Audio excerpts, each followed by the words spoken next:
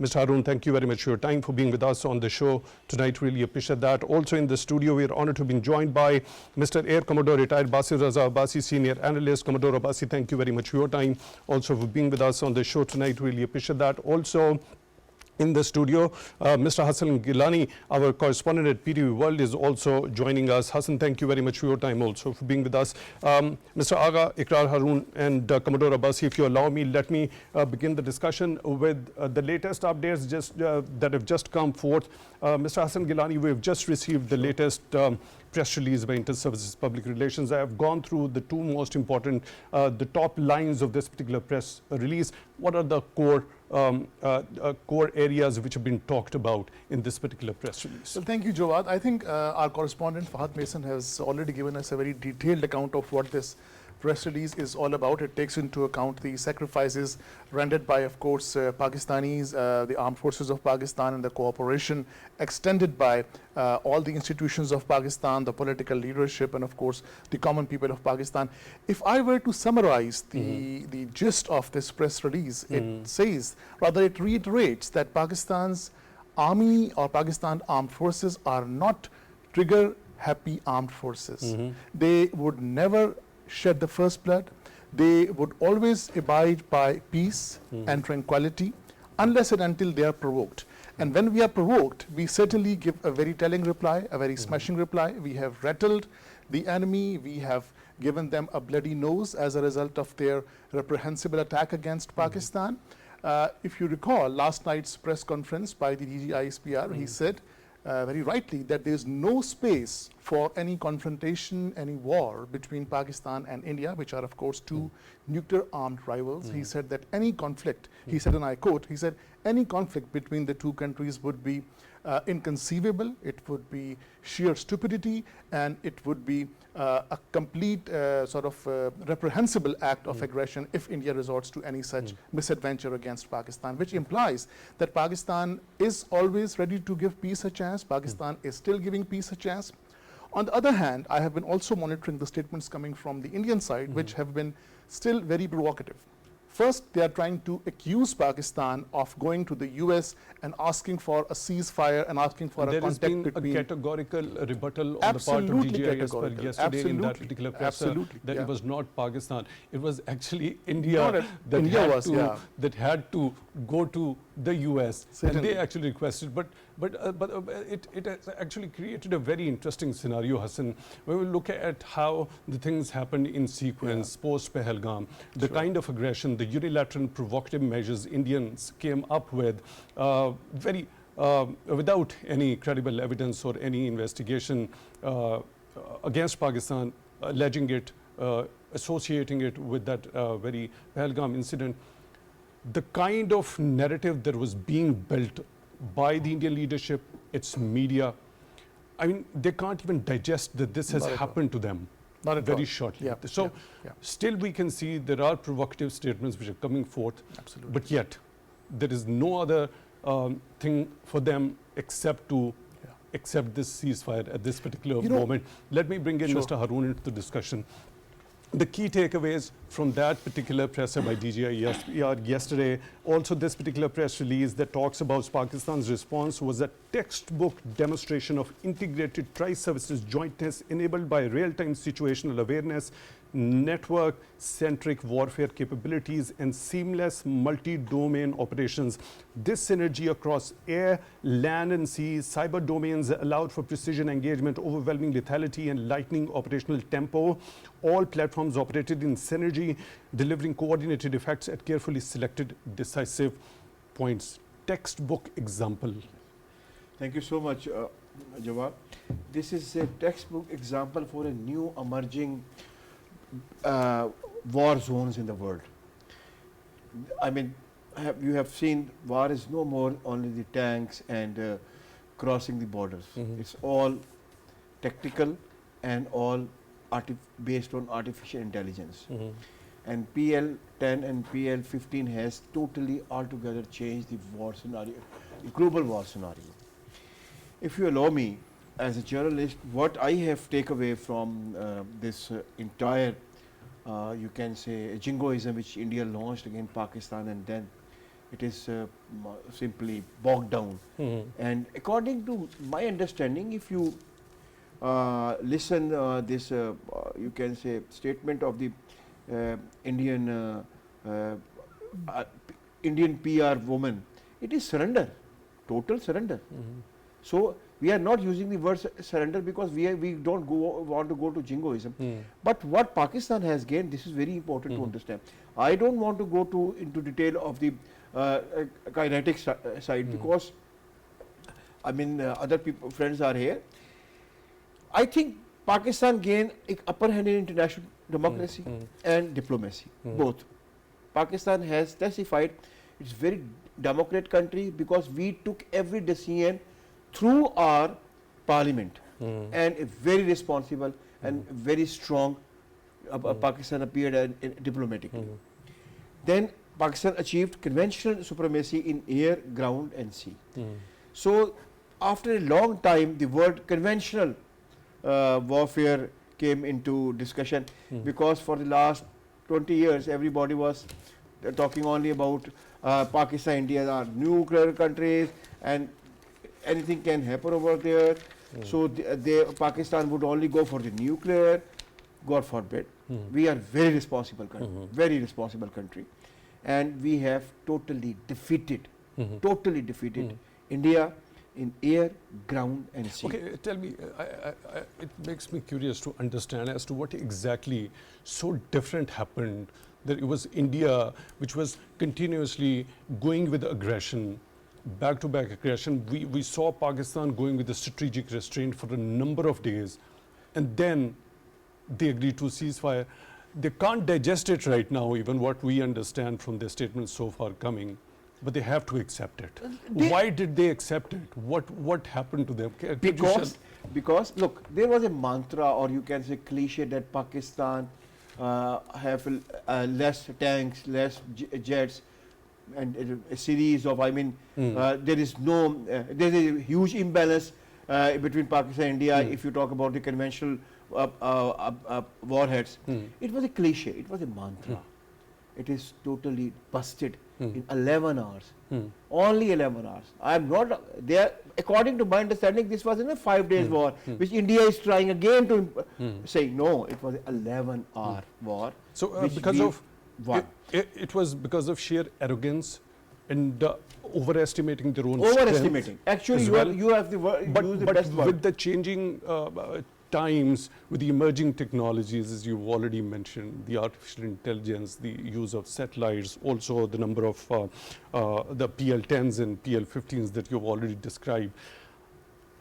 I'll take this point to Commodore Abbasi. With these emerging technologies, do you think the dynamics of warfare in today's world have completely shifted and changed? That's true. It has changed.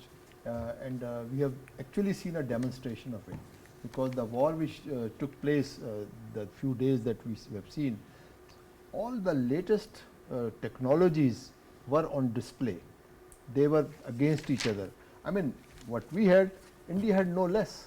I mean, perhaps more. In number, yes, and even quantitatively they were better equipped than us. But they lacked certain things. And most important is the truth and morale. Because they knew that they have started with falsehood and they will end up in falsehood. I mean, it's not bad to have dreams, but it's a folly to live in a dream world. It's a world of reality. And so you accept. You accept that your adversary has time and again proven its mettle. Our pilots have proved their airmanship and their abilities. Our soldiers, our sailors, they have all given a very good account of themselves, despite very limited resources.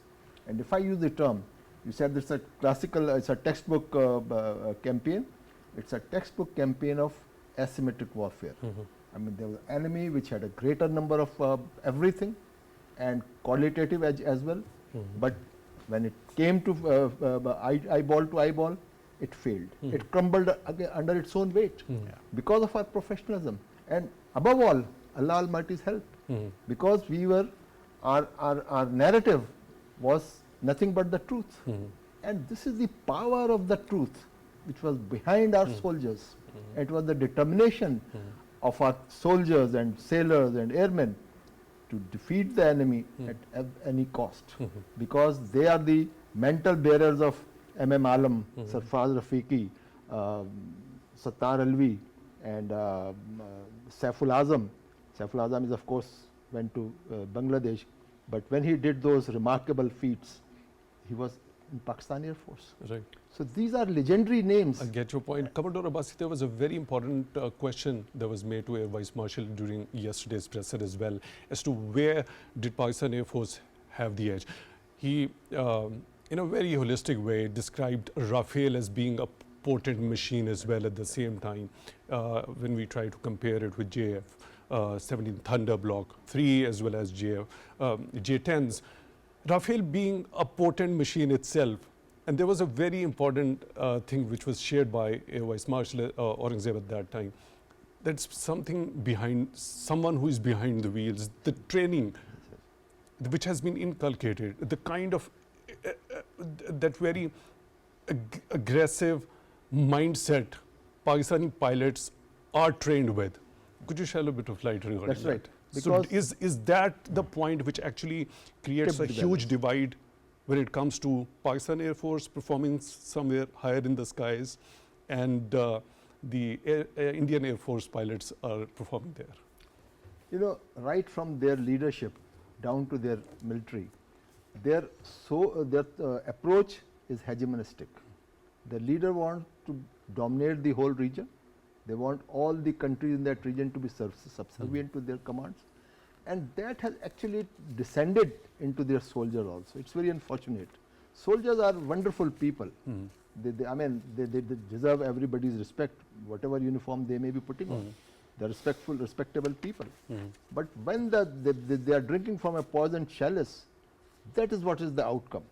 Because they thought their philosophy, their doctrines are based on mass raids, overawing the enemy, and sort of by their might and their sort of whatever they have in their arsenal. But our strategy is for asymmetric warfare. We always aware that we will have lesser numbers. We cannot match them in numbers. We'll never be able to do that.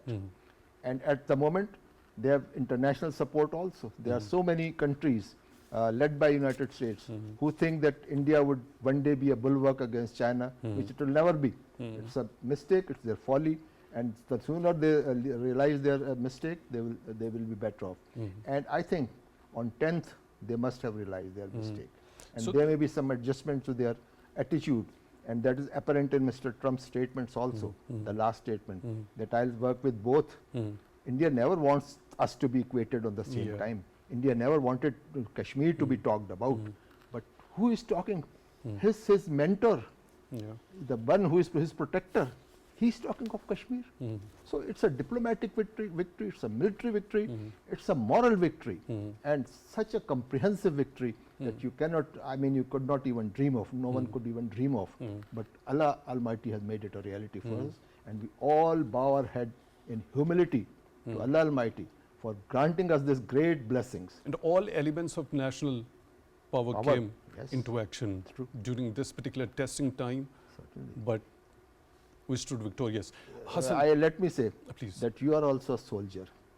The gun behind which you are sitting was your mics, and you are educating the people. You are informing them the order of battle, the movement, and what was most significant was your truth. And I really appreciate that, and the world appreciates that. That is what exactly the responsible journalism, the media work actually requires, the fact-checking. We're not allowed to come up with unsubstantiated things, the concocted things. And that is exactly the point that I'm going to take to Hassan. And I'll bring that one to Mr. Haroon as well. We saw right after the ceasefire was announced, there was one of their leading anchors, the so-called leading anchors. His jingoistic, the warmongering that he actually spreads through his venom that he spews on the TV screens, and he claims to be representing one of the largest media outlets there in India. He couldn't digest that that moment has become the part of the record. And he was questioning as to how Donald Trump can announce a ceasefire and Indian authorities should question it. Yeah. Everybody saw that very clip, and it's Yeah, I going did, very I did, viral. I did. And it's You know, become the yeah. part of the record, and it's going to last till the end of times. A person who doesn't seem very happy is very annoyed on the face of it Yeah. that the ceasefire has been announced. You know, the guy you're referring to is Arnab Goswami from the Republic TV, and yes, you're right. He's not a journalist. He is not even a propagandist. He's basically a BJP bluster. A BJP bluster known for his yelling and known for his abusive language, known for crossing all the ethical and moral boundaries. Now, even as we speak, Jawad, we are passing through a very crucial time. There has been the first round of talks between the DGMOs of the two countries that have taken place. But it's very unfortunate to note that the Indian so-called media, including the guy that we just mentioned about, are constantly indulging in activities that can vitiate the atmosphere in which we are holding these talks. In Pakistan, you cannot name a single channel which is bad-mouthing India or their leaders or their policies right now, at least. Of course, we have had our share of fight. We have given them a telling reply. We have given them a bloody nose. And now they are all having eggs on their faces. But the point is that now that we are passing through a very crucial and a very critical time, talks are being held. Let's not indulge in activities which could possibly vitiate or poison or undermine the kind of atmosphere that is required to churn out peace for the two countries. As the DG ISPR yesterday mentioned, Pakistan is always open to peace. Any conflict between the two countries will be absurd, sheer stupidity, and inconceivable. At the same time, we are also, of course, in a state of high alert.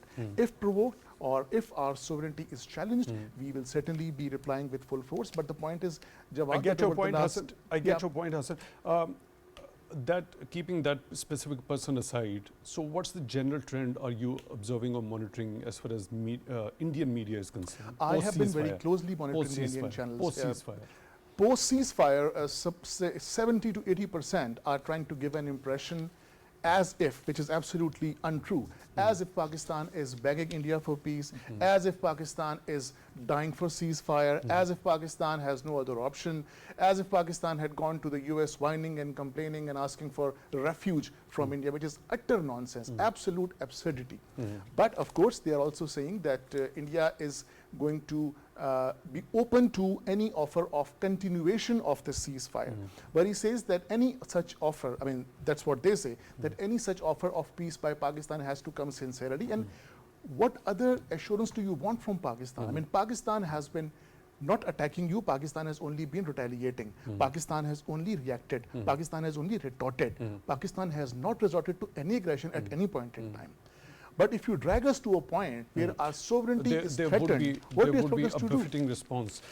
Is also categorically clarified that there are no ceasefire violations as far as Pakistan's armed forces are concerned, and we are going to abide by. We are a professional army, and we are going to abide by everything that we have agreed to in that particular ceasefire. But if aggression takes place from the other side, it's going to be responded. Absolutely. Mr. Haroon, I think this particular thing should actually grab the attention of the entire international community. Let me quote this. In the case of India and Pakistan, such a conflict can lead to peril of more than 1.6 billion people. There is no space for war between India and Pakistan. If anyone wants to carve out this space for war, he's actually carving out the space for mutual annihilation, unquote. I 100% agree. And as Hassan Saab mentioned, Pakistan has never wanted to go into war, and still we don't want any war. We are a peaceful country. Actually, we are the only country in right now which is ensuring peace in the region. Not only region, global peace. Because if something happens in this, I mean, part of, I mean, globe, would you think it would impact the entire, I mean, the world? Of course, it would. So we are ensuring peace. India is whole Indian mindset is structured on jingoism, Mahabharata. You see their television, you see their dramas, you see their films. Everywhere there is a war. War in house, war within family member, war everywhere. Let me add one point here. War within, war without. Yes. And that is exactly the opposite. DJISPR yesterday said Pakistan wants peace within and without. Yes, absolutely yes. So, I mean, I am of the view, this you was talking about the Indian media. Uh, being a practitioner of media and I'm a teacher. By the way, let me add one point here as well. When he was making his statement, he was quite clearly annoyed that specific person, I don't want to even name, Hassan has taken his name already. The anchor who was interviewing him at that particular point in time got some sort of a message which he tried to show him as well. Perhaps that message was to, stop there and then. And it seemed that he was not very much at that very place after reading that particular message, but he went on to continue with his rhetoric there. But sooner after 2 or 3 sentences he had uttered, he left from that place. Yes, you have already explained everything. I was talking about the role of media. This is a text. I mean, this is a textbook examples what India did in since Pahalgam, and somehow or other, please forgive me. I wanted to appreciate Indian media because it has exposed false flag layered by layered.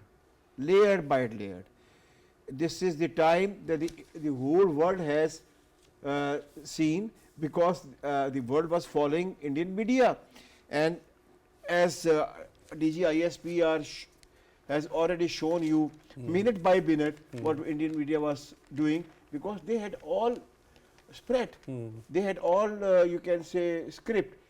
Unfortunately, they should have gone to the script after 36 years of the Pahalgam, but they went immediately because they wanted to monetize dead bodies as much as they could do. So this entire false flag crumbled just because of the Indian media, and now the world is actually questioning, and this is first time the world is directly questioning India is involved in false flag. And that and one thing I must appreciate Pakistani media and DGISPR. First time in the history I have seen I mean explaining the case of Pakistan regarding the false flag with so scientifically, with audio visual support, and international media was totally mum, because he was not telling nothing. He was simply showing what the Indian documentation and Indian news channel and Indian websites. So this Pakistan has very strongly contested the case in diplomatic sphere, which I called it basically there are beyond. Visual range was your PL 10, 15, this is not my domain. And then there was a within visual range, that was your diplomacy, your media management, and I mean you can say total continuity of building the case. This is what the India did in Pulwama, this is what the India did in Uri, this is what the India did in Pathankot, or now you can compare the all documentation what India did now in Pahalgam. So we won the case. I am receiving so many calls, I mean internationally. Ikrar, you should appreciate you and your DGISPR, because Pakistan explained its case as he was explaining to the students of class 8 with all documentation, no rhetoric, no extra word, everything was supported by a document. How India is involved in terrorism in Pakistan, he exposed it.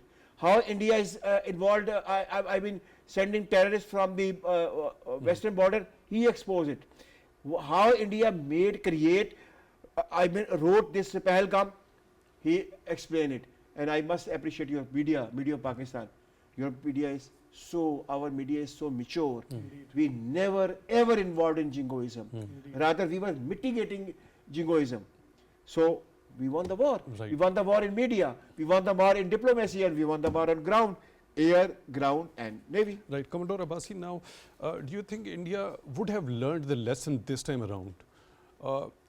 During the course of this entire discussion, since this particular incident happened, Indian went on to a rampage with their aggression against Pakistan without any credible evidence of its association with that particular incident. Do you think, because majority of the experts were of the view that India never learns the lesson. After Pulwama, that back in 2019, when we gave them bloody nose at that particular time as well, and we captured their pilot as well. Now, this time, the damage has been way more than that. They didn't learn then. Do you think they would have learned by now? If not, would they try to do any more misadventures in the future? Short answer to your question is that no, they will not learn the lesson. And I would like to sort of understand the situation, what is happening in India.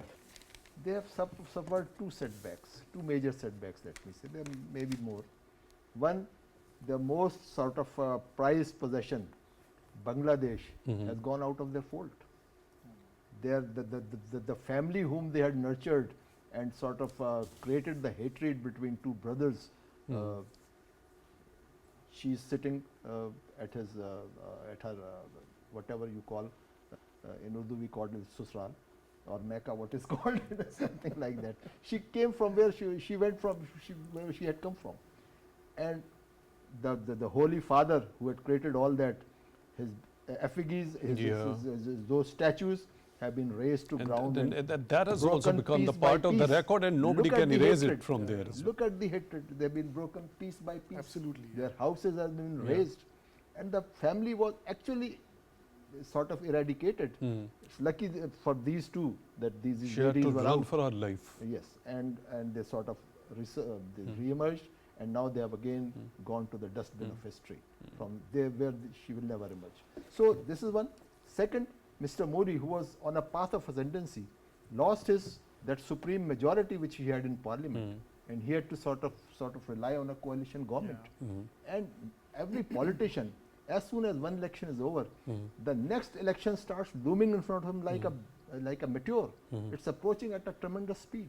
So he suddenly, his kitchen cabinet, Amit Shah and Ajit Doval kind of people, and they decided what to do, how to gain popularity. And the one panacea that have for all their evils and to gain popularity is to hit Pakistan. And this is what they did. One pretext or the other they will find. But here, I think this time they have gone, they got a thorough beating. And let me tell you, there are sort of different debates going on that India will again hit back, and they are just sort of trying to recapture resources. And there are news that some help is also started reaching there. The time will confirm it. But my advice, little knowledge that I have about operations, is that an army, once beaten, takes little while to regroup again. So it will be a folly. Any intelligent man would not straight away, after getting a beating, and not a beating, a thorough beating, would send his armies again to war. I think they'll be inviting for disaster. You already in your take, Commodore Abbasi, talked of the kind of support India gets from the United States of America in particular. But this time the kind of announcement made by US President Donald Trump, and you already mentioned that Indians can't even digest this particular fact that he's kept both equal, announcing before the world that he carries on with good relationship with both of them. So that clearly shows that India won't be able to digest that, how Pakistan is being equated at the same level with them. But when it comes to the use of emerging technologies, the kind of use that we have done this time around, going far beyond the dynamics of the conventional warfare. And with these emerging technologies, we've seen the operation had been precise and with the maximum results that were desired as far as Pakistan's perspective is concerned. Do you think the countries which support India would also be analyzing this particular case as to support India in the future? As you already said, that there might be a possibility that Indians might come back once again with a misadventure in the future. I can only say two things. First is regarding the countries who are supporting them. I think the beating that Rafales have received, the S-400 and BrahMos and the Israeli Harpies and Harrops. So the worth of any weapon system is proven on the battlefield. Apart from that, it's a PowerPoint presentation. You can project anything, but what it is actually is proven in the battlefield. And in this campaign, these three systems have been hit badly. Their reputation, their sort of stature, their placement in the world has drastically suffered. And who has risen? The professionals of Pakistani pilots and the ascendancy of Chinese equipment. I get to your point. I mean, so that's a great change. And go ahead if you want. Yeah, unfortunately we're short of time. If I could just make a quick you want concluding to make a remark. point, please quickly. Yeah, you know, currently the situation in India is that there's so much fury and outrage, not because America is intervening as a mediator, but because the tweet that Trump has done mentions Kashmir. That is the real pain that they are having right now, because they were not expecting this. They were expecting mediation, but when Trump says that he can look to a point where the two countries can be helped in finding a solution to Kashmir issue, that has sent chills down their spine. Right, Hassan Gilani, our correspondent at PDV World, thank you very much for being with us at this particular segment of the special live transmission. Also, Mr. Air Commodore retired Basir Raza Abbasi, senior analyst, Commodore Abbasi, thank you very much for your time also. And Mr. Agha Ikrar Haroon, senior analyst, Mr. Haroon, thank you very much for your time also for being with us on this particular segment of this special live transmission. It's time for a short break. After the break, you will be able to watch the news headlines. Then after that, this particular transmission is going to continue. For that, stay tuned.